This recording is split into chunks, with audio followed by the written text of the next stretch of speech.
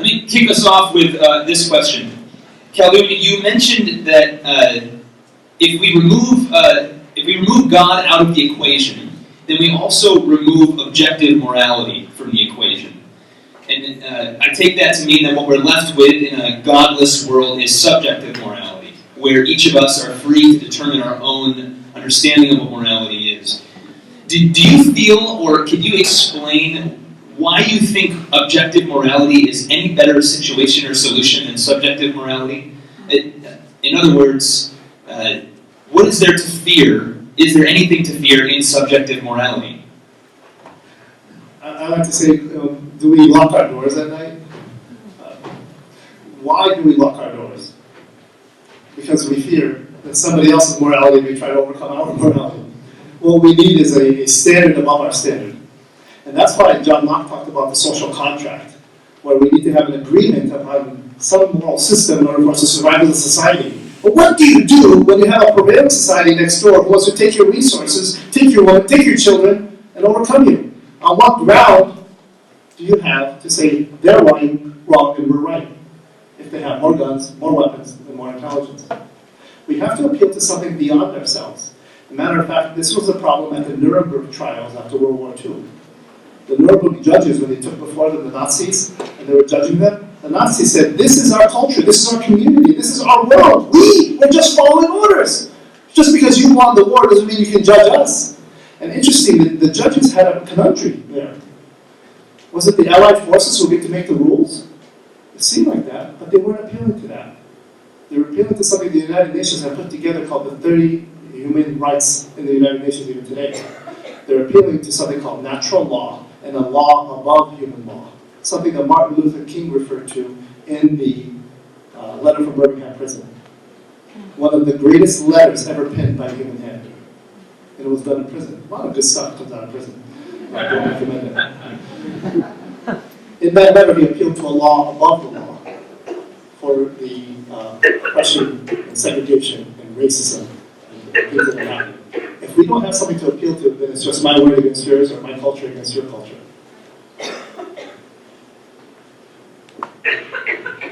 Hi. My name is John. Thanks so much for your talk. I appreciate the clarity you bring to the subject. At the beginning, in your first signpost, you talked about the philosophical, the free will response being a response that's credited most probably with having solved the problem of evil. The logical problem. The logical problem of evil, not the existential one. I know, I mean, this is something I care about just in as much as I witness to people who are philosophically inclined, but it seems to me that usually this seems satisfactory when it comes to addressing evil that people do, but not evil that's like natural disasters and that sort of thing. And you mentioned Albert Plantinga, and I know that he's postulated like, well, maybe you could attribute natural disasters to like evil spirits or something like that, but in an evangelistic conversation, that usually doesn't, I don't think it would carry a lot of weight.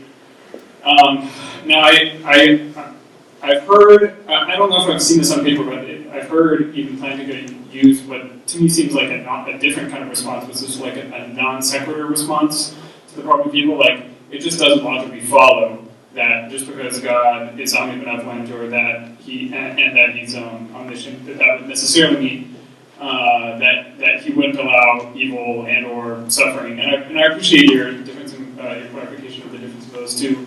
But it seems like in your own talk, like especially in your fourth and fifth signposts, that was sort of what you were appealing to, was that maybe the reason why God allows suffering is because he actually has a positive reason for allowing suffering in our lives. So I guess what I would want to know is, in so much as the problem of evil is like a roadblock that keeps people coming to the faith, would you say that a non sequitur response might be more effective than a free will response in removing that roadblock?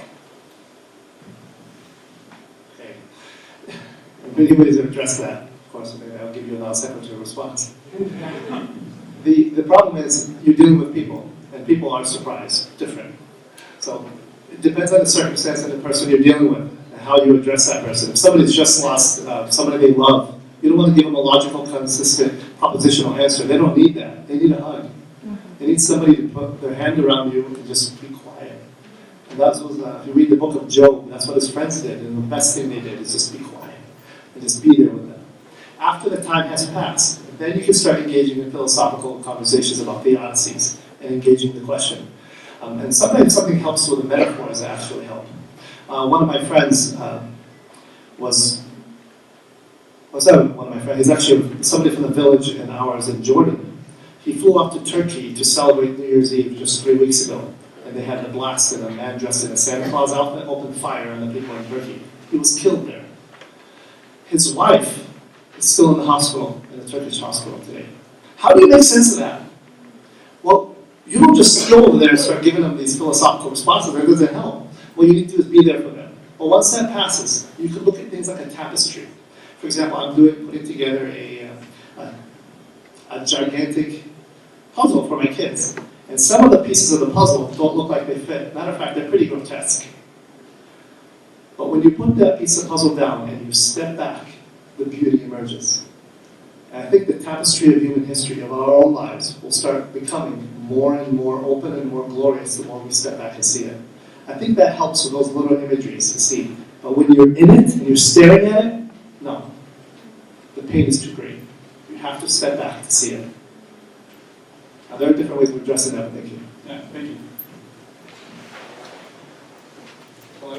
Hi, my name is Christian. Thank you again for coming out. What a name, Christian. A lot of wonderful insights while listening to you speak. I do wish to ask, though, while we're seeking truth through a perfect, all-loving, all-powerful God, as imperfect, loveless, powerless beings, how do we verify, how do we know, how can we trust that the way that we read something, the way that we interpret, say, the word, the will of God, is any better than somebody else, is any better than anybody else? And that touches back on your question where you brought up the Nuremberg trials. And wait a second, how is your guys' truth any better than ours? Even working with the true morality, even working with the truth that is in the Word, should you believe that? How do we know that our interpretation of that is any better, any closer to the real truth, the verified truth of God than somebody else's? You ask a profound question, and it's a question that's echoed throughout the ages. There are two extremes to avoid in dealing with this. The first extreme is a dogmatism type of response, where I have the truth, I have the knowledge, I have the way. Nobody else can look at it. I don't even live to listen to anybody else, because of course I have it all. I got it down. That person doesn't need to learn. Matter of fact, that person, you can't even have a conversation with them enough, because they got it all. The other extreme is the relativistic extreme. The one that says, I don't need to learn anything, nobody can know anything at all, so let's just go smoke something, or something to that effect. Because they're so relativistic, they don't want to hold anything to solidity. Those are two extremes you want to avoid. And to approach something like the Bible is actually the Word of the living God with humility. And to read it with a sense of peace, that you know that there's a God out there, and you're trying to figure out who that is, and to be honest with yourself as you're reading it. And to consult others who are greater and wiser than yourself as you're reading it. And use what Galileo called our mind. And Galileo said it the best. I refuse to believe that the God who endowed me with reason would want me to forfeit its use. We need to use our mind. And many people do not. They just take whatever is told to them by their culture and others. And the way you do that is by taking time and reading, study, honest research. There are ways that can get you closer to it. You may not have an absolute grasp of it. I don't think we ever will. But we can get closer to it. And I don't recommend doing it in isolation. Do it in a group of people who are wiser, more established than you. That's how I think it is. Hi, everyone. I have it's like a two-part question. Question is, how do you define evil? And also, how is evil measured according to the Bible? See if I got that. How do I define evil? Exactly. Okay. Well, in the presentation that I gave, I quoted Augustine. Augustine said that evil is a privation or the negation of good. The less good you have, the more evil that you have in a situation. Yeah. And as the Supreme Court would have said, we have a hard time defining pornography, but we know it when we see it. I think many of us can say the same thing about evil. It's hard to pinpoint it, but that's a helpful framework to see it.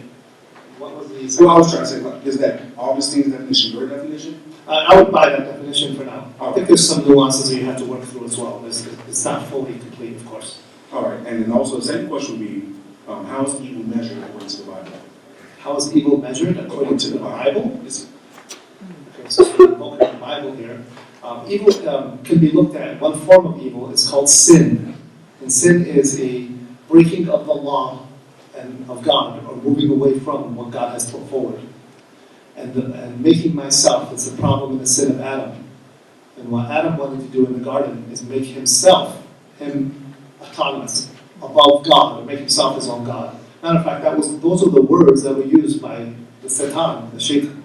If you eat this fruit, you shall become like God. And that was the point. That's the temptation we all face. To replace God with anything else is a form of sin. It's a replacement of loves. So would that be defined by, like on translations of the Bible, given to Moses? Part of that, yes. But it's also the very character of God is goodness, truth, beauty, holiness. That's in the very character of God himself. That's where we get our virtues. That's where we get the standard. It's in him. There's only one major absolute, and that's him. When we knock that out of the way, what do we have left? Other than subjectivism and nihilism. All right. Yeah. Great question.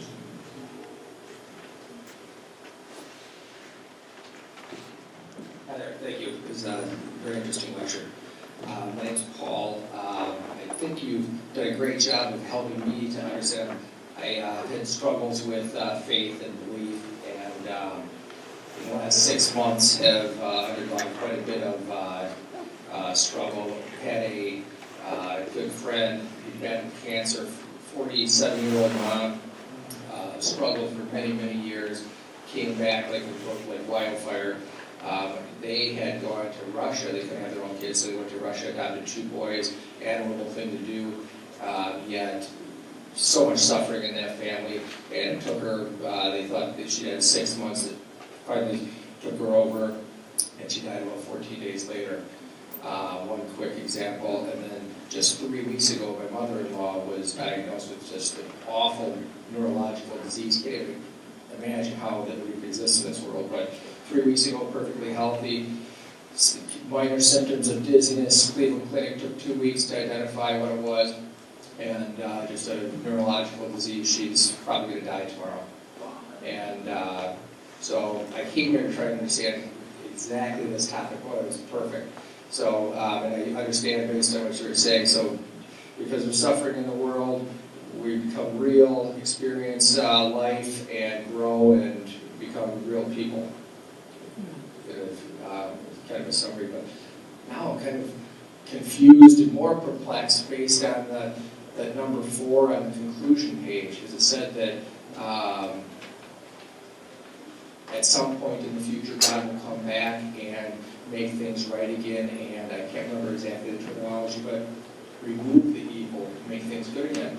So now I'm thinking, well, I just understood that we're suffering in order for the world to be great. If he comes back and removes the suffering, what's the point? We lose our reality and growth and being individuals.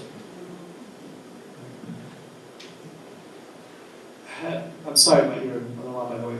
I know this isn't, it's very difficult to deal with. C.S. Lewis wrote a series of books called Perelandra, where there are space creatures or space aliens of some sort, who apparently never fell. They never sinned. There was one planet where they all lived in some kind of a utopia. But even in that utopia, there was struggle. Even in that utopia, there was a form of strain between the peoples. And that's part of the strain, I think, is possibly there, and maybe in the afterlife that God will give us. It's different, though, than the sin or the evil that we're experiencing today. It will be a lot different. And when I said, well, God will make things right, I'm not talking about in the future He will not allow any type of thing like this to happen. I think it's part of our predicament. Part of being human, part of being a person, part of being a spiritual being that grows. You can't do it without it. It's looking back upon the annals of history and making sense of everything and the horrors that have happened. And making sense of why my son, look, why he had to die? Why my mother-in-law, my curious, I have to go through this. I think when God opens up the channels of our minds and removes that blockage, we'll see it and we'll be amazed. We'll be amazed when we see what He sees. I think that's where I think the scriptures say He will come and He personally will wipe every tear from our eye. I think in wiping that tear, He'll open our eyes to things that we wouldn't even imagine of why He allows certain things to happen. Thank you. Thank you.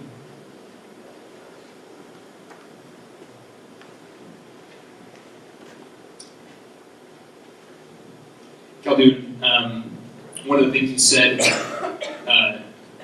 well, I'll just read the question as it is instead of trying to reword it. Do you think it's possible for life to have meaning without God? It's possible to have subjective meaning. For example, when me and the kids are outside and we're looking at the clouds on a beautiful cloudy day and we can see all the shapes. And we start seeing, oh, there's a dragon there, there's a castle there, there's a rabbit. And we can make up what's there. There are no rabbits or castles up there. We make it look like they're there. And it brings us a sense of joy. This is what existentialists have referred to as creating your own meaning or squeezing your own lemon and making your own lemonade. But that only lasts so far. When the darkness of life comes in, you can easily flip that over and say, I don't want it anymore.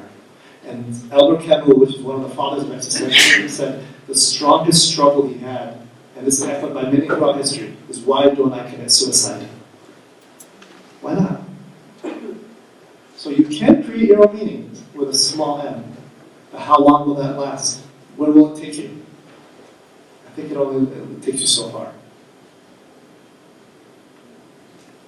Thank you for your presentation. My name is Scott. My question is, I think you did a good job of explaining how, why evil exists and how evil can exist. But my question is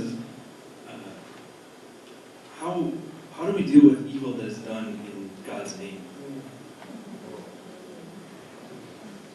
That's one of the worst atrocities that can happen. You can imagine the anger of God at it. Whether you're yelling Allahu Akbar or whether you're killing somebody because you believe this will be better for you. And people have perpetuated this throughout history. Christians have done it in Europe. Right now, Al-Qaeda and ISIS are doing it in the shame of many Muslims. We have to look back at Jesus. Did He command these things? Were these things done?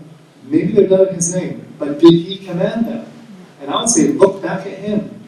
Move the camera and let it focus on Him, not His followers, for we are flawed.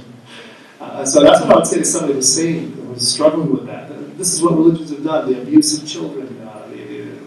The Catholic Church, even the Pope has spoken up against that. But look back at the one who Himself suffered and is willing to take it all Himself.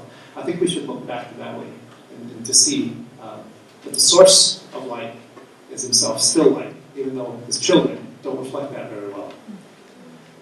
There's so much more to say about it.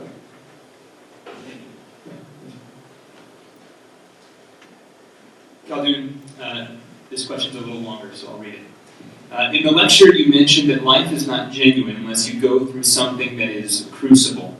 So do you strongly feel as if one of your purposes in life was to experience the devastating loss that you did and still come out with faith that there is indeed an all-powerful God? How do we know that God allows us to go through things to make us strong in the end and not just to go through them? Curveballs. You usually don't know until after the fact. Take, for example, the story of Moses. And those who have seen The Prince of Egypt should read the real thing. In essence, it's an incredible story. When Moses was before God, and God tells him, go to Egypt to free my people. Moses asks God a question. He says, how will I know that you really are who you are and that you'll do this? And God gives Moses all these miracles that he'll be able to do. But Moses still pushes him. Wait a minute, how will I really know? And God gets angry. And He says to Moses, this is how you'll know. When you brought the people back on this mountain, then you'll worship. That's how you'll know. You won't know now, you'll know after the fact. Trust me now, and at the end you'll see the fruit. I won't show it to you beforehand.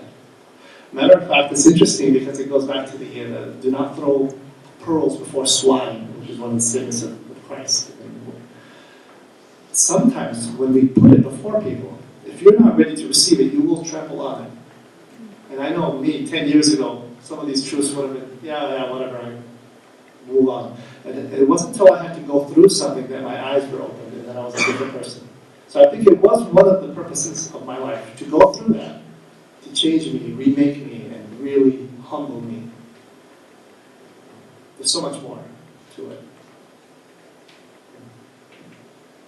Khaldun, some people, you said, allow suffering to form their character, while others use suffering to form evil habits. What do you think separates the two responses? One word: choice. You can choose what you can do with what happens to you. It's profound, but it's powerful.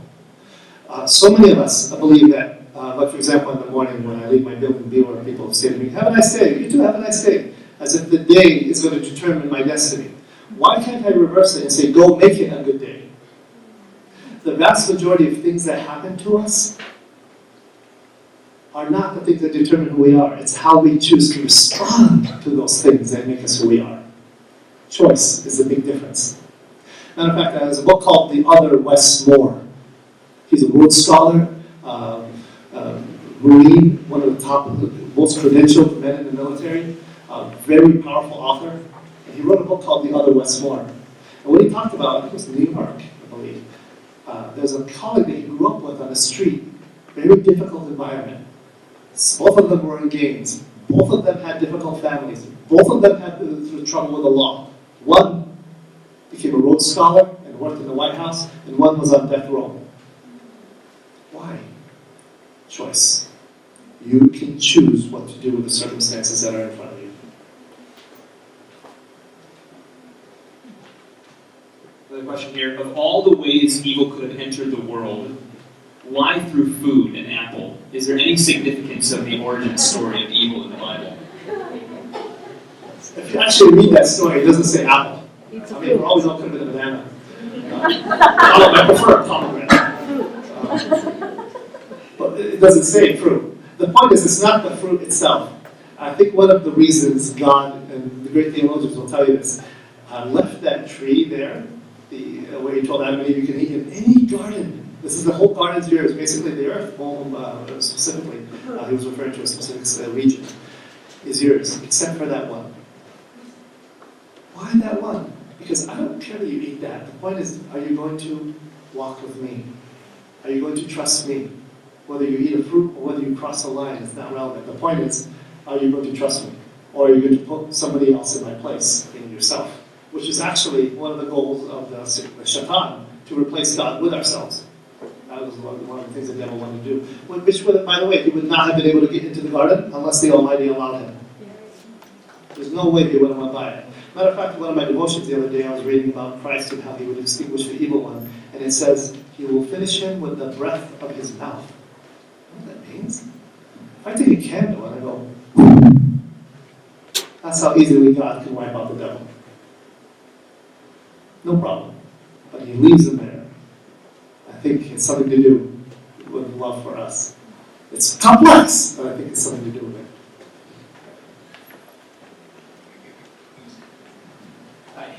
In the book of Job, God specifically granted Satan the ability to inflict evil onto Job. Is that because God himself, in his nature, cannot inflict that evil? And if, I guess either way, adding on to that, can we attribute any natural disasters? Because a lot of the evil inflicted onto Job was due to natural disasters. Can we attribute any natural disasters in today's world to randomness or directly to Satan if God cannot inflict those himself? I'm not sure God can't inflict those himself. Remember, we're talking about omnipotence here. Can God do evil, is what I think what you're getting at. And the answer is no, he doesn't, because it's against his very nature to do evil. But he allows evil. He opens a door for it. And that's why it gets complex and very difficult for a theologian to smoke that. Because how does this work? And it's not easy. It's not easy. But if you read the story of Job in detail, every one of his children was killed by a natural disaster. It was a natural disaster. And if you continue reading, God had his pulse on every part of it. Job had suffered through Satan, but But Satan wasn't able to do one iota more than God allowed him. Nothing more. God had told him to do this, but no further. And under that rubric of God's hand, Job was only, Satan was able to go, but not further than that. Was God able to inflict these himself? Natural disasters might not necessarily be evil in and of themselves. For example, I could give my son water, and the water will quench his thirst and clean his body and give him other nutrition. But if you take too much of that, you'll drown. Fire creates light. Put enough of it, it'll burn your hand. The same natural element can be used for something else. If God would have created the world where these things did not affect us, it would not be this world. It would be something completely different. I think it's a natural byproduct of the natural world that we have.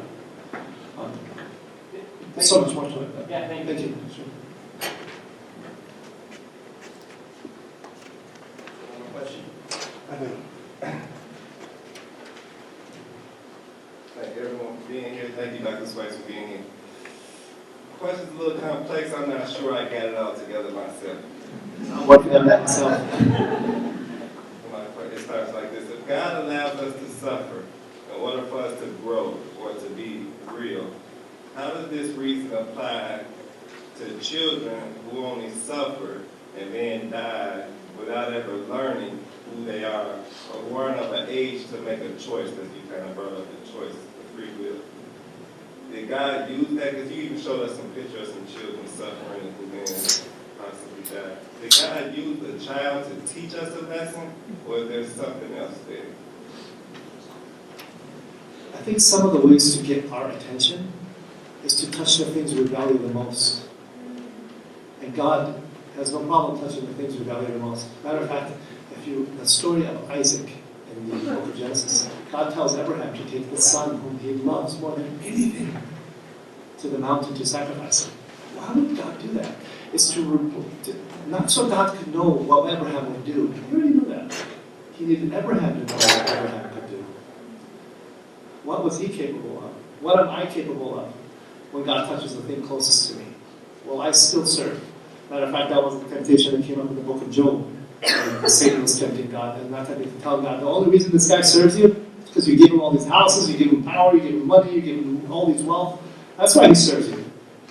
God said, okay, take it all away. When he takes it all away, will you still love him? And that touches the heart of us. I think children are the things that are closest to us. And by the way, the hand of God doesn't, I think, brings an incredible type of justice to children that's beyond what we can imagine. You can imagine the peace and the tranquility these kids can have in the hand of God. By the way, can God murder? No, because he owns everything, and murder is a type of theft. He owns the very life that he takes back. He has the full authority to do that. And by the way, the hand that does this, you have to look closely at that hand that you're referring to, where he allows all this. If you look closely at that hand, you'll see a nail-pierced hand. He suffered himself.